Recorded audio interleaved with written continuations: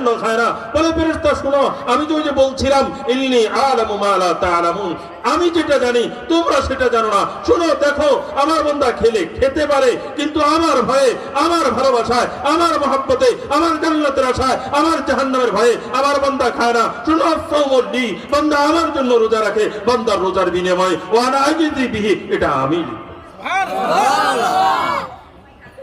বান্দার রোজার বিনিময়ে কি লিখবে? কে লিখবে?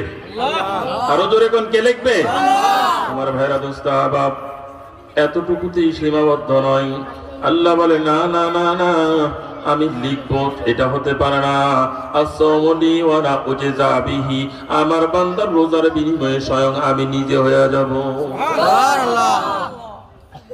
রোজার বিনিময় কি হবে? আল্লাহ। আর আস্তে কোন আল্লাহ।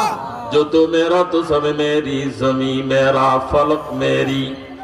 কষ্ট হয় আপনাদের?